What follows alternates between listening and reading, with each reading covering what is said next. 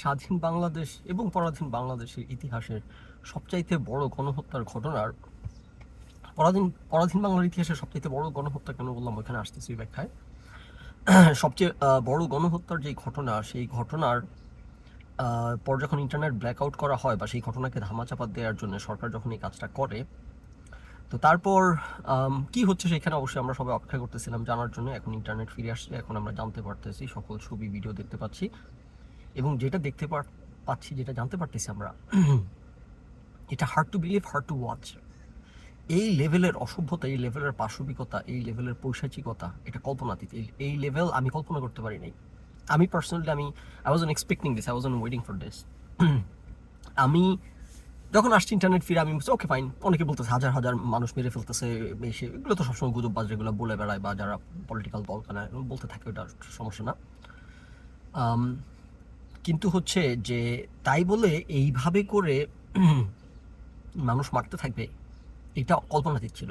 এটা কোনো সুস্থ সুস্থ স্বাভাবিক মানুষের কল্পনাতে, ইমাজিনেশনে এটা আসা সম্ভব না যে এই লেভেলের অসভ্যতা, বর্বরতা নিজের দেশের মানুষের সাথে, নিজের দেশের বিরোধী দলের সাথে না, যদি নিজের দেশের বিরোধী দল হইতো যাদের সাথে সবসময় যুদ্ধাঙ্গদেহী সম্পর্ক, সেটাও অগ্রহণযোগ্য। কিন্তু সেটা একটা পর্যায়ে সাধারণ মানুষ, সাধারণ ছাত্রের সাথে হেলিকপ্টার থেকে গুলি করা, বাচ্চারা ঘরে বসে পড়তেছে, হেলিকপ্টার থেকে গুলি এসে জানলা দিয়ে ঢুকে বাচ্চা মারা যাচ্ছে বাসার ভিতরে।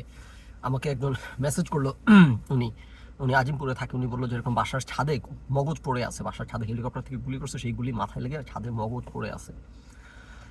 আর ছবি ভিডিও তো দেখতেছি, যেই ছবি ভিডিও দেখতেছি এগুলো নিজের চোখে না দেখলে বিশ্বাস করা সম্ভব না, বিশ্বাস করতে পারতাম না। নিজের চোখে না দেখলে এগুলো বিশ্বাস করতে পারতাম না। এই লেভেলের পিশাচ কিভাবে মানুষের পক্ষে হওয়া সম্ভব, এটা নিয়ে আমরা আলোচনা করি। ছাত্রদের 9 দফা আন্দোলন, দাবি, এগুলো কি হয়তো আজকে আলোচনা করবো না, করার মুডও নাই, মেবি সামনে করবো হয়তো। এখন অন্য কোনো কিছু নিয়ে কথা বলার কোনো মুড নাই, অন্য কোনো বিষয় নিয়ে মানে করার মুড নাই। খালি এই একটা চিন্তাই তাড়া করতেছে যে এই লেভেলের পশু বাসবিকতা কিভাবে সম্ভব, বা কিভাবে এত বড় পিশাচ হইতে পারে মানুষ। এবং in one sense it doesn't surprise me, যেটা আমি সবসময় বলে আসছি, যেগুলো যখন বলে পাকিস্তানি নৃশংসতা, পাকিস্তানি হানাদার বাহিনী, বিভিন্ন সময় বিভিন্ন আলোচনায় বলছে, বিভিন্ন লেখায় লিখছে যে বাংলাদেশিরা পাকিস্তানিদের যে কোনো অংশে কম অসভ্য, ইতর, জানোয়ার, নৃশংস না। এটা জাস্ট হইতে তাদের একটা অপেক্ষা যে পাহাড়ে বাঙালিরা যে পরিমাণ নৃশংসতা চালায়, যে পরিমাণ অসভ্যতা চালায়, কিন্তু এটা নিয়ে আমরা বদার না কেন? কারণ এটা হচ্ছে আমাদের দেশি লোকের উপর নৃশংসতা করলে এটা খুবই স্বাভাবিক। ওই বিদেশি ভাষাভাষী কেউ নৃশংসতা করলো কিনা, বিদেশি কালচার হইতে হবে, নাইলে এই নৃশংসতাগুলো নৃশংসতা না। তো এটা একটা অ্যাটিটিউড, মেন্টালিটি আর চেতনাবাদ, অসভ্য জানোয়ার এদের তো আছে এই টাইপের। সো আমি এটা জানতাম যে আমাদের বাংলাদেশিরা কেপেবল পৃথিবীর যে কোনো জাতির চেয়ে মোর অসভ্য, ইতর, বর্বর, ভায়োলেন্ট হওয়ার। তো সেটার একটা প্রমাণ পাইলাম। এবং এটা যে তথাকথিত মুক্তিযুদ্ধের ভয়াবহতা, তথাকথিত বলতেছি কারণ আমরা তখন উপস্থিত ছিলাম না, দেখি নাই, কাল গল্প, হ্যাঁ ভয়াবহতা ছিল, এখনকারটা তো নিজের চোখে দেখছি, রাইট? তো এই ভয়াবহতা যে সেই মুক্তিযুদ্ধের ভয়াবহতা থেকে শুরু করে পাকিস্তানের বর্বরতা থেকে শুরু, সকল লেভেল ছাড়াই গেছে, সকল ভায়োলেন্স লেভেল ছাড়াই গেছে, সেই পয়েন্টে একটু আলোচনা করি। যুদ্ধের ক্ষেত্রে মানুষ, আমরা হইতেছে ভায়োলেন্স মানুষের স্বভাবজাত প্রবৃত্তি, বেসিক হিউম্যান ইনস্টিংক্ট।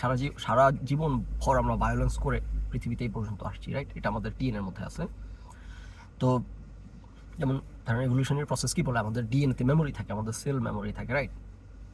তো এই মেমোরিগুলো আমরা ক্যারি করে বংশ থেকে বংশে নিয়ে যাই। এটা খুবই মানে কাইন্ড অফ মানে আনবিলিভেবল, ইনক্রেডিবল টাইপের জিনিস, যে কীভাবে আমাদের সেলগুলো হচ্ছে মেমোরি ক্যারি করে নিয়ে যায়, যেই জিনিস আপনি কখনো দেখেন না। যে যেমন একটা ছোটো বাচ্চা, একটা 1 মাসের বাচ্চা, যারা তো জানেন, যারা আলোচনা করতেছি একটু অলরাউন্ডার করে, একটু ধৈর্য ধরে শোনান কি পয়েন্ট মেক করতে যাচ্ছি। ধরেন আমার বাচ্চা 2টা হয়েছে, তো যখন বাচ্চা হয়, বাচ্চাদের কাজকর্ম দেখলে তখন অবাক হইতে হয় যে এই বাচ্চাটা এগুলো কেমনে জানে, এই বাচ্চাটা এটা কীভাবে বোঝে, রাইট? যেমন একটা বাচ্চা, সে পড়ে ব্যথা পাওয়ার কি সেটা তো সে বোঝে না, একটা জন্ম হয়েছে একটা জাস্ট বাচ্চা, সেও কিন্তু তার হাত পা যদি হয়ে যায় এরকম, সে এরকম করে লাফ মেরে ওঠে, রাইট? তো এগুলো নিয়ে আমি ভাবি আর কি, যে যখন দেখতাম বাচ্চাদের বিভিন্ন আচরণ দেখে, যে সে কেন এই আচরণটা করতেছে, এই মেসেজটা সে কোত্থেকে পাইছে, কোত্থেকে এই তথ্য নিয়ে আসছে যে এইভাবে করতে হয়। যেমন বাচ্চারা যখন মার পেটে থাকে তখন তো একটা ফ্লুইডে ভাসতে থাকে, রাইট? তো যেই কারণে তার এরকম হইতেছে যে গ্র্যাভিটির কারণে পড়ে যাওয়া এই টাইপের জিনিস সে ফিল করে না। যে কারণে বাচ্চা জন্মের পর অনেক সময় তার হাত পা এরকম করে বেঁধে রাখা হয়, জানি তখন তারা ভালো ঘুম হয় তাদের, নাহলে তাদের এরকম জল ঠুলে তারা ভয় পেয়ে ওঠে। তো আমি তখন এগুলো নিয়ে মানে অবাকই ভাবতাম যে এরকম অনেক আচরণ দেখে বাচ্চারা মানে সেল মেমোরি কি জিনিস, এবং এগুলো এভলিউশন থেকেই আসছে যে আমরা আমাদের সেল সকল তথ্য নিয়ে আসছে। আমাদের বাপ দাদার দ্বারা যারা পূর্ণবয়স্ক লোক তারা পড়ছে, ব্যথা পাইছে, তারপর আমরা জানছি কিভাবে কি হয়। এটা একটা তো উদাহরণ হিসেবে বলতেছি, আর মেবি সাইন্টিফিক্যালি কতটুকু অ্যাকুরেট হচ্ছে জানি না, আমার যে উদাহরণটা দিচ্ছে আমার অভিজ্ঞতা থেকে, বাট ব্যাপারটা এরকম আর কি। তো সেখান থেকে বলতেছে কি ধরনের এই ভায়োলেন্স এগুলো করে আমরা সারা জীবন মানুষ এগুলো করে আসছে জীবন ভর টিকে থাকার স্বার্থে হোক, আর অসভ্য যখন ছিল পৃথিবী, সো আমাদের ডিএনএতে ভায়োলেন্স আছে, ওকে ফাইন। আমরা সভ্য হই কখন, আমরা সভ্য সমাজ বানাইছি কখন? সমাজ যখন বানাইছি সেখানে আমরা আইন কানুন বানাইছি, নিয়ম কানুন বানাইছি, এবং সভ্য পৃথিবীতে আমরা কেউ এগুলো করি না, আমাদের ইনস্টিংক্ট থাকলেও করি না। আচ্ছা, সকল ধরনের লেভারেজ দিয়ে আলোচনা করতেছি, ওকে ফাইন, আমাদের ডিএনএতে ভায়োলেন্স আছে, ওকে মানলাম। এখন সভ্য পৃথিবীতে কেউ করে না, যে কারণে বললাম যে মুক্তিযুদ্ধের বা যুদ্ধের ভায়োলেন্স এগুলো আমি কোনো কিছু দিয়ে এই অসভ্যতা, এই পিশাচদের আমি এক্সপ্লেন করতে পারতেছি না। সেটার কারণ হচ্ছে যুদ্ধ পরিস্থিতি কিন্তু একটা ফান্ডামেন্টালি ডিফারেন্ট ব্যাপার, একটা ফান্ডামেন্টালি ডিফারেন্ট বল গেম। যখন যুদ্ধ হয়, এবং যুদ্ধেরও কিন্তু নিয়ম আছে যে যুদ্ধে আপনি বেসামরিক নাগরিককে মারতে পারবেন না। যুদ্ধের মধ্যে আপনি শুধুমাত্র যাদের হাতে অস্ত্র আছে তারা যুদ্ধ হবে, যুদ্ধে কোনো বেসামরিক মারা যাবে না, মারলে সেটা ইউনাইটেড কনভেনশনের ভায়োলেশন, তখন তাকে বিচারের আওতায় আনা যাবে। স্টেজ বাই স্টেজে ভায়োলেন্সটা ব্যাখ্যা করি এই পিশাচদের, রাইট? আচ্ছা, তো আমাদের এই যে ভায়োলেন্স প্রবৃত্তি এগুলা যুদ্ধক্ষেত্রে অনেক ক্ষেত্রে আনলিস্ট হয়, সেটা একটা পর্যায়ে আছে। আমেরিকা সারা পৃথিবীতে যুদ্ধ করে বেড়ায়, রাইট? সো আমেরিকাতে যখন আবার একটা যুদ্ধের কথা ওঠে, মনে করেন যে আবার লেটস সে আফগানিস্তানে হামলা করতে হবে, অথবা ইউক্রেনে আর রাশিয়ার সাথে যুদ্ধ করতে হবে, কথার কথা, তখন এখানে এরকম যারা যুদ্ধ করে আসছে যুদ্ধক্ষেত্রে, তারা এরকম করে একটা কথা বলে যে যারা হইতেছে সেনেটর হোক বা যারা পলিটিশিয়ান এই যুদ্ধের কথা বলে, তাদেরকে যুদ্ধক্ষেত্রে পাঠানো হোক, তারা গিয়ে দেখে আসুক যুদ্ধক্ষেত্র জিনিসটা কীরকম, কত ভয়াবহ, কত নৃশংস। সো যারা যুদ্ধ করছে যুদ্ধক্ষেত্রে থেকে, তাদের কথাবার্তা শুনলে, তাদের চোখ দেখে জানি আমরা যে যুদ্ধক্ষেত্রটা কতটা ভয়াবহ, কতটা নৃশংস। এটা সম্পূর্ণ একটা ডিফারেন্ট ওয়ার্ল্ড, ওই ওয়ার্ল্ডে না থাকলে এটা আমাদের পক্ষে কল্পনা করা সম্ভব না। এবং আই অ্যাপ্রিসিয়েট দ্য ফ্যাক্ট যে আমি যেহেতু কখনো যুদ্ধক্ষেত্রে থেকে যুদ্ধ করি নাই, সো আমার পক্ষে এটা অ্যাপ্রিসিয়েট আমি আসলেই করতে পারতেছি না যে যুদ্ধক্ষেত্রটা কতটা ভয়াবহ এবং নৃশংস। ওইখানের ব্যাপারটা বোঝেন, যুদ্ধক্ষেত্রে কিন্তু আপনি সবসময় অ্যালার্ট মোডে থাকেন, সুপার অ্যালার্ট মোডে থাকেন, কারণ যে কেউ আপনাকে মারতে পারে। আপনার জীবন হাতে নিয়ে আপনি যুদ্ধ করতেছেন, যে কোনো মুহূর্তে যে কোনো জায়গা থেকে গুলি এসে আপনাকে মেরে ফেলতে পারে। তো সেইখানে সবাই প্যারানয়েড থাকে যুদ্ধক্ষেত্রে, সকল মানুষ সবাই প্যারানয়ের মধ্যে থাকে। ওই মেন্টাল স্টেটে কন্টিনিউয়াস মৃত্যু ভয়, কন্টিনিউয়াস প্যারানয়া, এর মধ্যে নৃশংসতা করা, ভায়োলেন্স করা, এবং আপনি সাধারণত যুদ্ধক্ষেত্র হয় লোকালয়ের বাইরে, রাইট?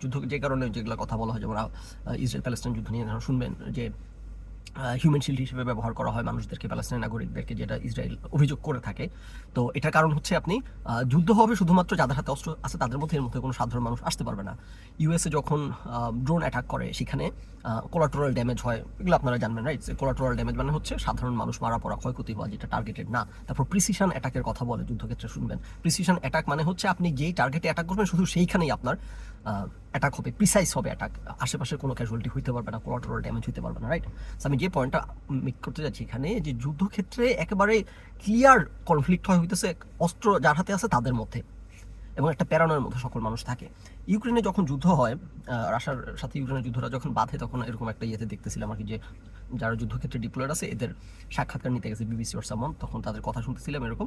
তো তখন তো হচ্ছে সাধারণ মানুষকে, যারা মিলিটারি সদস্য না, সাধারণ মানুষকে রিক্রুট করে যুদ্ধক্ষেত্রে পাঠাইছে ইউক্রেনে, রাইট? যেহেতু ড্রাফট করে, যেহেতু ইউক্রেনের সব মারা পড়ছে শুধুর জন্য, তো যারা সাধারণ মানুষদেরকে ধরে ড্রাফট করে নিয়ে রাখছে তাদের কথা শুনতেছিলাম। তো তারা বলতেছিল যে এই যে মানে মাসের পর মাস লোকালয়ের বাইরে, পরিবার সদস্য বন্ধু সবার বাইরে একটা জায়গার মধ্যে জাস্ট অস্ত্র নিয়ে খালি 24 ঘন্টা গোলাগুলির মধ্যেই আছে। আপনি জিনিসটা একটু ইমাজিন করার চেষ্টা করেন।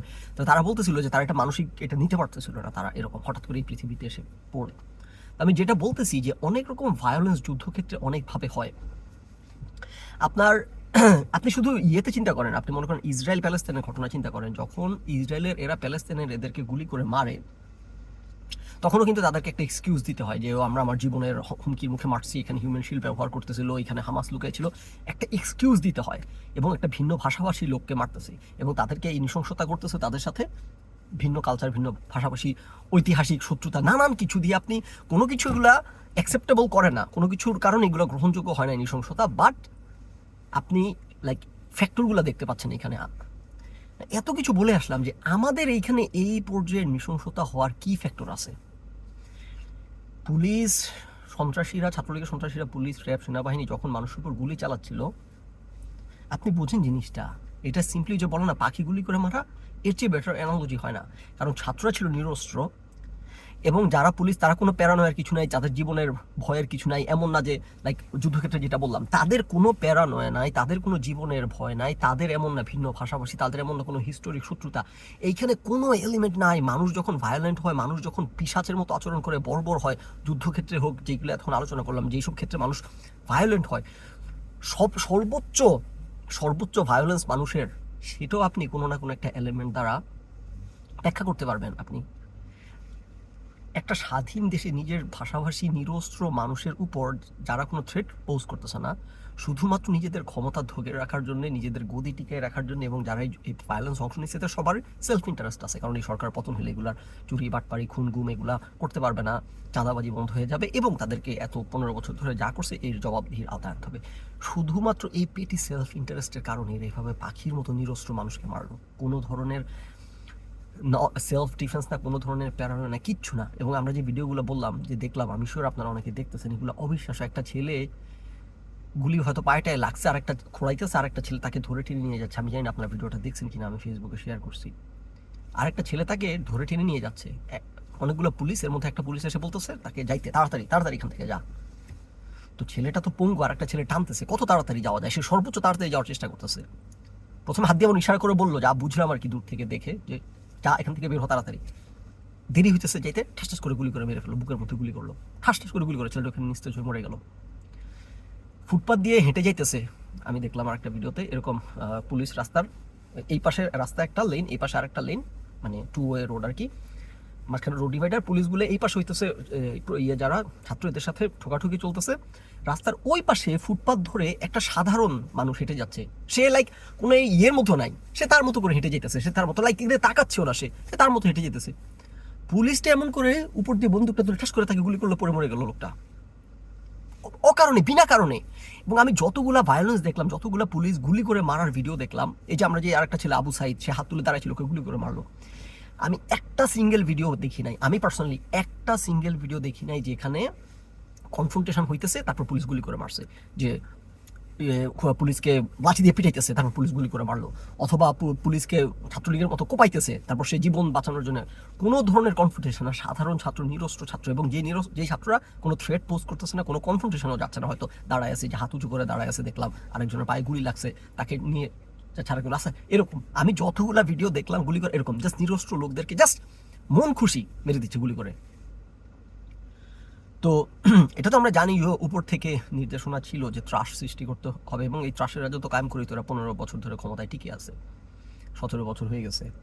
সো যা বুঝতেছি এগুলো দেখে, যে সিম্পলি এইরকম অর্ডার ছিল যে লাইসেন্স দিয়ে দেওয়া হয়েছে, এগুলো তো সব পশু, যেটা সবসময় বলে আসছি। হয়তো আপনাদেরকে একজন কমেন্ট করছে একটু আগে যে আপনি সবসময় সিনিকাল দেখি বাংলাদেশকে নিয়ে এগুলো বলেন, একটু আগে একজন কমেন্ট করছে যে সরি আপনাকে ভুল বুঝছিলাম, এগুলো এতদিন ধরে। হ্যাঁ, ভুল বুঝতেই থাকেন আপনারা, আপনাদের পড়া দেওয়ার জন্য তো আর আমি বসে নাই এখানে, আপনারা ভুল বুঝলে আমার কিছু আসে যায় না, ঠিক বুঝলো কিছু আসে না, I don't give a fucking dam.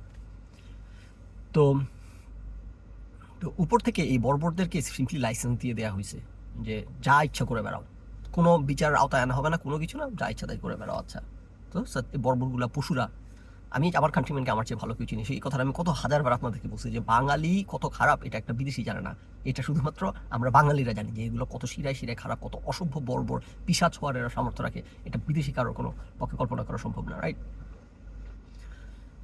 এবং শেখ হাসিনা বলতেছে এখন উনি এই 5, 6, 7 এক সপ্তাহ নারকীয় হত্যাযজ্ঞ পৃথিবীর ইতিহাসে আনপ্রেসিডেন্টেড ঘটনা। এতক্ষণ আমি অনেকভাবে ব্যাখ্যা করার চেষ্টা করলাম যে মানুষের ভায়োলেন্ট মানুষের ক্যারেক্টার ট্রেট, মানুষ নানান ক্ষেত্রে, নানান পরিবেশে, নানান পরিস্থিতিতে ভায়োলেন্ট হয়, কোনো পরিস্থিতি এখানে ব্যাখ্যা করা যাচ্ছে না, এর কোনো পরিস্থিতি বিরাজ করে না। এবং আরেকটা বিষয়, আরেকটা অ্যাঙ্গেল বললি, একটু মাথায় আসছিল যেহেতু টাচ করি, সেটা হচ্ছে যে ধরেন যুদ্ধক্ষেত্রের কথা বললাম, অথবা যখন ডিপ্লয়েড থাকে, অথবা যখন সার্ভিসে থাকে, যখন ইয়েতে থাকে, জবে থাকে, এরকম এই টাইপের, যেটা বললাম ইউক্রেনে মাসের পর মাস একটা যুদ্ধক্ষেত্রে পড়ে আছে, গোলাগুলির মধ্যে পড়ে আছে, পুরো মেন্টাল স্টেটটাই একটা লাইক মানে একটা অস্বাভাবিক মেন্টাল স্টেটে চলে যায়, যে পিটিএসডিতে ভোগে যারা যুদ্ধ করে আসে, পোস্ট ট্রমাটিক স্ট্রেস ডিসঅর্ডার। এটা আমি এই স্ট্যাটিস্টিক্স আলোচনা করছি, তো যে আমেরিকাতে যত সার্ভিসম্যান যত জন যুদ্ধে মারা গেছে তার চেয়ে বহু গুণ বেশি মারা গেছে পিটিএসডির কারণে, এসে আত্মহত্যা করার কারণে। 5-10 হাজার যুদ্ধক্ষেত্রে মারা গেছে এত বছর যুদ্ধ করে, আমেরিকা 20 বছর। আর পোস্ট ট্রমাটিক স্ট্রেস ডিসঅর্ডারের কারণে সুইসাইড করে আমেরিকাতে ফেরার পর আত্মহত্যা করার মানুষের সংখ্যা 30,000 এরকম বা 15-20,000 এরকম, হিউজ। সো আপনি বুঝতেছেন যে পোস্ট ট্রমাটিক স্ট্রেস ডিসঅর্ডারটা কী জিনিস। যারা যুদ্ধক্ষেত্রে থাকে তারা যুদ্ধক্ষেত্রে থেকে আসার পর তারা ঘুমাইতে পারে না, দুঃস্বপ্ন দেখে। সো এটা একটা সম্পূর্ণ ভিন্ন ওয়ার্ল্ড, একটা ভিন্ন ওয়ার্ল্ড যেখানে গোলাগুলি হইতেছে, প্যারানয়ের মধ্যে থাকা লাগে। আর এইখানে যারা গোলাগুলি করতেছে এরা কিন্তু এমন না যারা ডিপ্লয়েড, এরা সমাজের বাইরে, পরিবারের সাথে কোনো যোগাযোগ নাই, পরিবারের সাথে কোনো সংস্রব নাই। আপনারা দেখবেন যে যখন ভেটেরানরা মানে যুদ্ধক্ষেত্র থেকে স্টুপিড আমাকে একদম কমেন্ট করছে, এই স্টুপিডদের জবাব দেওয়ার কোনো মানে হয় না। সে আমাকে ভেটেরান আর সার্ভিস মানে পার্থক্য শিখাচ্ছে আর কি। মিস স্পিক করছি, চলে আসছে পাকনামি করতে যাও। তো মনে করেন যারা সার্ভিসম্যান, যারা ফিরে আসছে ভেটেরান, তারা দেখবেন যে সে বাচ্চার সাথে এরকম স্ত্রীকে জড়াই ধরতেছে, এরকম অনেক হার্ট টাচিং ভিডিও আছে অনলাইন, রাইট? সো এরা 2-3 বছর যারা যুদ্ধক্ষেত্রে ডিপ্লয়েড থাকে, এরা পুরো মেন্টালি ফাকড আপ অবস্থায় থাকে। এরা না যেই লেভেলের নৃশংসতা করে, তার চেয়ে বেশি নৃশংসতা, তার চেয়ে ভয়াবহ নৃশংসতা লোকালয়ে থেকে, এইগুলো আমি কোনোভাবে চিন্তা করে ব্যাখ্যা দাঁড় করাইতে পারি না। এই পিশাচ কর্মকাণ্ডের কোনো ব্যাখ্যা আমি লজিক্যাল, রিজনেবল, রেশনাল ব্যাখ্যা দাঁড় করাইতে পারি না। এরা কিন্তু এই গোলাগুলিটা করে এরা বাসায় ফিরে যাবে, তারপর পরিবারের সাথে সময় কাটাবে, নিজের ছেলে মেয়েকে কোলে নিবে, বাসায় ঘুমাবে রাতের বেলা, তারপর সকালে ঘুম থেকে উঠে আবার গিয়ে আবার এরকম করে গোলাগুলি করে সাধারণ নিরস্ত্র মানুষদেরকে মারতেছে, মেরে আবার। আরেকবার আলোচনাটা করি, ব্যাপারটা কিন্তু এরকম না তারা একটা যুদ্ধক্ষেত্রে ডিপ্লয়েড অবস্থা যেখানে সর্বোচ্চ নৃশংসতা হয়, সেটাকেও আমরা মানতে পারি না। এই চমক হাসানি, অসভ্যরাই, জাফর ইকবালরা পাকিস্তান সেনাবাহিনী যুদ্ধক্ষেত্রে ডিপ্লয়েড থাকা অবস্থায় যে নৃশংসতা করছে, যেটা সারা পৃথিবী হয়, যেটা আলোচনা করলাম এতক্ষণ, এইটাকে তারা অ্যাকসেপ্ট করতে পারে না, মানতে পারে না। তারা যেই ঘটনা তারা নিজ চোখেও দেখে নাই, তাদের কাছে এটা এত বড় ভয়াবহ অপরাধ, হুইচ ইট ইজ। এই শুয়োরগুলা একটাও, চমক হাসানের ওয়াইফ আমার পেছনে লেগে গেছিল আমি যুদ্ধ করার ট্রাইব্যুনালের সমালোচনা করায়, এই শুয়োরগুলা একটাও এই কি যিনি শাহবাগ আন্দোলনের সময় তারা যেই ভায়োলেন্স, যেই নৃশংসতা তারা নিজ চোখে দেখে নাই, আওয়ামী লীগ একটা কনভিনিয়েন্ট লিস্ট দাঁড় করাই দিছে, এবং এটা একটা পলিটিক্যাল লিস্ট, সেটা নিয়ে কি লাফালাফি, সারাটা দিন ফেসবুকে ব্যানার, প্ল্যাকার্ড, ভিডিও, গান বানায় চমক হাসান, একটা কি অবস্থা তারা এখানে বাংলাদেশি কমিউনিটি মিলে। আর এখানে তাদের চোখের সামনে এত বড় নৃশংসতা, তারা একটা কথা নাই, মানুষের গালির মুখে। চমক হাসান একটা স্ট্যাটাস দিছে, ওর ওয়াইফ ফিরোজা বিনতে ওমর নাকি নাম, একটা স্ট্যাটাস দিছে, দুইটা নাম খুব অবস্থা। আবার সেই স্ট্যাটাস শুরু করছে এইভাবে যে আমরা হচ্ছে অতীত কোটা আন্দোলনকে সমর্থন করে আসছি, এমন না যে আমরা করি না, মানে হচ্ছে মানুষজন গালির মুখে বের হয়ে এসে লিখছে, রাইট? তারপর আর একটা কথা নাই। তো এরা কিন্তু এই যে পশু, ভুল বুঝবেন না, এই যে মাঠের পশু, এবং এরা যারা সভ্য শিক্ষিত লোকজন, এদের পাশবিকতার, এদের কানাইভেন্স এই পাশবিকতার প্রতি অনলি শোজ যে এদের পক্ষে সম্ভব হলে এরও এই পাশবিকতা করতে পিছপা হবে না। এরা সেই দেশি মানুষ, মনুষ্যত্ব বোধই নাই। মানলাম বিএনপি জামাতের কেউ যদি হয় এভাবে কি মারা যায়, সাধারণ ছাত্র, হাজার খানেক ছাত্র তো মেরেই ফেলছে।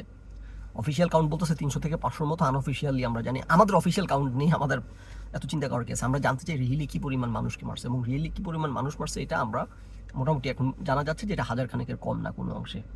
তো এই লেভেলের ভায়োলেন্স স্বাধীন দেশে, একটা লোকালয়ের মধ্যে, একটা নিরস্ত্র মানুষের উপর, নিরস্ত্র মানুষ না, নিরস্ত্র স্কুল কলেজ গোয়িং পোলাপান, বিরোধী পক্ষ না। আমি জানি না যে এটাকে কিভাবে আপনারা গ্রহণ করতে পারতেছেন বা গ্রহণ করা সম্ভব। যারা গ্রহণ করতে পারতেছেন, অনেকেই পারতেছেন। শেখ হাসিনার বিচার তো আসলে এই দেশে তো কারোর পক্ষে বিচার করা সম্ভব না। এখন শেখ হাসিনা বের হয়ে এসে মেট্রো রেল আগুন জ্বালাইছে, এটা নিয়ে কান্না, লিটারেলি কান্না, মানে ওনার অভিনয় আর কি, ফেক অভিনয়, মাছের কান্না। উনি লিটারেলি মাছের কান্না কাঁদতেছেন, ওনার মেট্রো রেল ভেঙে ফেললো, 1000 ছাত্রছাত্রীকে মারলো, এটা নিয়ে ওনার কোনো ইয়ে নাই।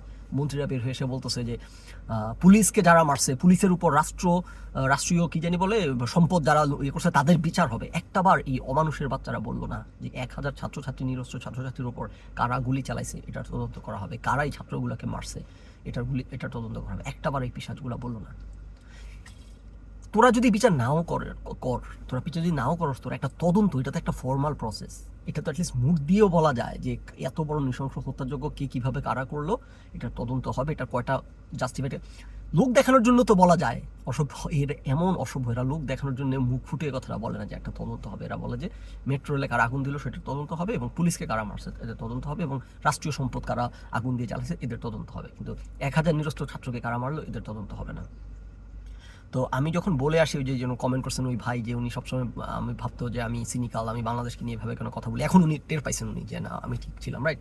সো আপনাদেরকে প্রমাণ দেওয়ার জন্য আমি রাইট না রং, আমার তো 1000 মানুষ মারার দরকার নাই, রাইট? তো সবসময় যে বলে আসতাম, যেটা আমি জানি, বিশ্বাস করি, আমি চাই নাই এটা এভাবে প্রমাণ হোক, যে এই দেশ এটা পৃথিবীর সবচেয়ে অসভ্য বর্বর জাতি সম্ভবত, এবং আমার মানুষ কত খারাপ এটা আমার চেয়ে বেশি কেউ জানে না। এবং এদের মতো শুধুমাত্র একটা সুযোগের অপেক্ষা, এরা পৃথিবীর সবচাইতে দুর্বল, সবচাইতে গরিব, সবচেয়ে বাতিল দেশগুলোর একটা। এরা আমেরিকার যদি সিকি ভাগের 1 ভাগ পাওয়ার থাকতো, এরা কি অবস্থা করতো সারাটা পৃথিবীতে, চিন্তা করেন। মানে আমি চিন্তা করে পাই না আর কি। তো যাক, এই আমার জাতি, স্বজাতি লোক, আমার